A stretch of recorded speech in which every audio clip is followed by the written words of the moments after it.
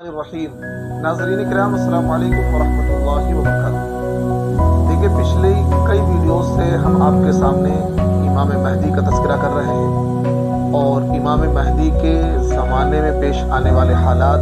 پیش آنے والی جنگیں، ان کا تذکرہ کر رہے ہیں۔ امام مہدی کے دور میں جو ہونے والی جنگیں ہیں کیا وہ تلوار سے ہوگی یا پھر اسی طریقے سے انہی ماڈرن اور جدید اور نیو ہتھیاروں کے ذریعے سے ہوگی؟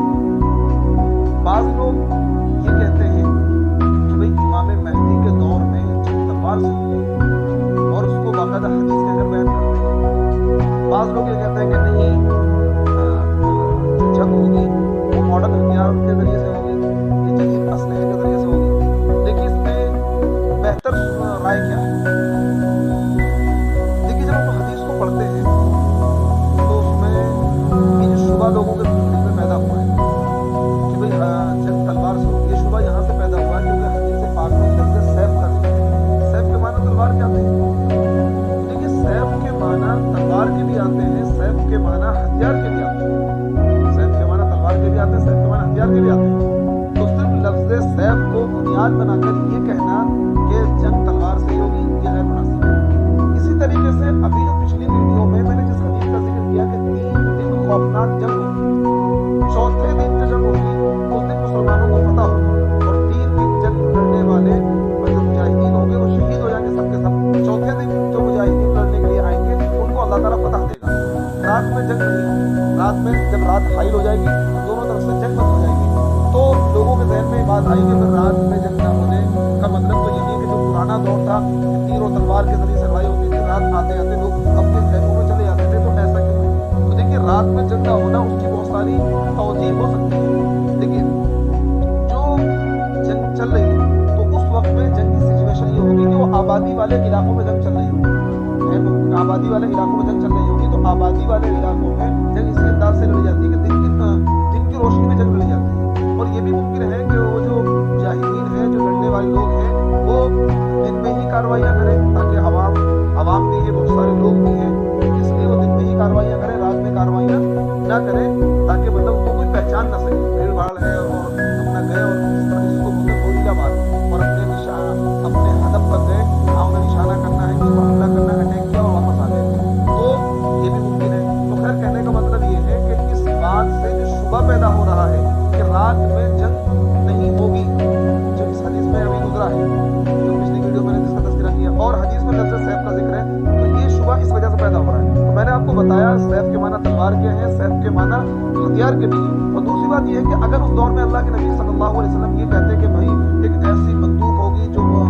کئی کلومیٹر تک وار کرے گی، اس میں اس طرح کی گولی لگائی جائے گی اور اس میں ایک ہی مرتبہ میں کئی سارے فائر ہو سکتے ہیں، تو لوگوں کی سمجھ بات نہیں ہے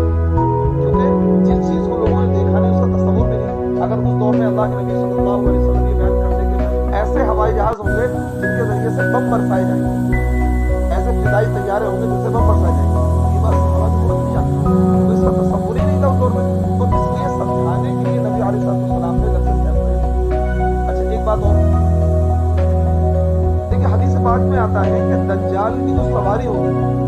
وہ ایک گدھے پر سوار ہو کر آئے گا اور اتنا تیز رفتار گدھا ہوگا کہ اس کا ایک پیر مشرق میں ایک پیر مغرب میں،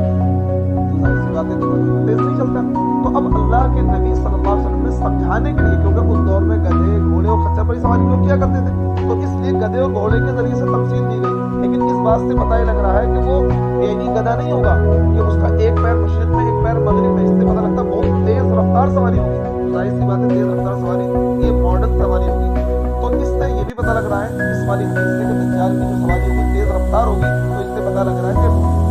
دجال کے ظاہر ہونے سے پہلے جو جنگیں ہوں گی وہ تیر و تلوار سے نہیں ہوگی بلکہ ماڈرن ہتھیار کے ذریعے سے ہی ہوگی۔ ہاں دجال کے تباہی پھیلانے تک تو یہ کنفرم بات ہے، دجال جب آ کر دنیا میں تباہی پھیلائے گا تو ہو سکتا ہے اس وقت یہ ماڈرن ٹیکنالوجی ختم ہو جائے کیونکہ بہت بڑی تباہی پھیلائے گا۔ اس سے پہلے تو یہ جنگ جو ہوگی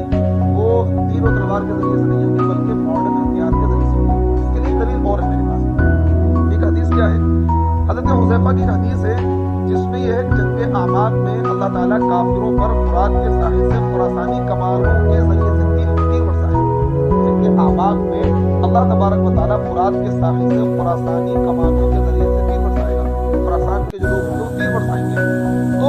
अब आमाक से दरियाए फुरात का जो साहिल है उन दोनों के दरमियान दूरी वो 75 किलोमीटर की दूरी। अब जाहिर सी बात है कि तीर 75 किलोमीटर दूर तो नहीं जा सकता। तो इससे पता ये लग रहा है कि ये जो जंग होगी,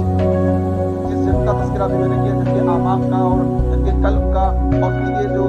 जबरदस्त जंग होगी जिसमें 3 दिन मुजाहिदीन शहीद होंगे, 14 दिन पता होगी। तो इन तमाम जंगों में जो हथियार इस्तेमाल होंगे वो कभी इम्कानात है कि यही मॉडर्न हथियार इस्तेमाल होंगे जब तक कि दज्जाल तबाही ना फैले। और जब दज्जाल जाहिर हो जाएगा और वो तबाही फैला देगा तो उसके बाद मुमकिन है कि ये मॉडर्न टेक्नोलॉजी खत्म हो जाए और फिर दुनिया अपने पुराने उस पर लौट आए। उसके लिए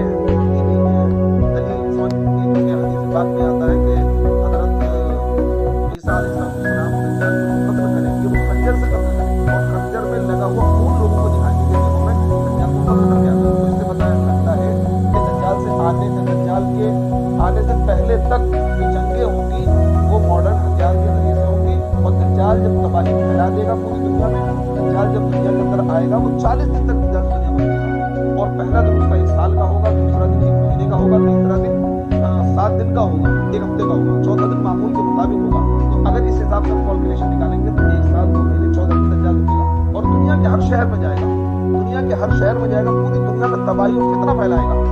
सिर्फ मक्का और मदीने में दाखिल नहीं हो पाएगा क्योंकि फरिश्ते घोड़े लेकर खड़े हुए हैं जो उसको मक्कातुल मुकर्रमा और मदीना मुनव्वरा में दाखिल नहीं होने देंगे। तो देखिए सवाल का जवाब मैंने अपने दे दिया। यकीनी और कभी इम्कानात है कि इमाम महदी के दौर में जो जंग होगी वो तीर तलवार से नहीं, तीरों से चलाई होगी, मॉडर्न हथियार के जरिए से होगी। जब दज्जाल आएगा और दज्जाल तबाही फैला चुकेगा तो हो सकता है उसके बाद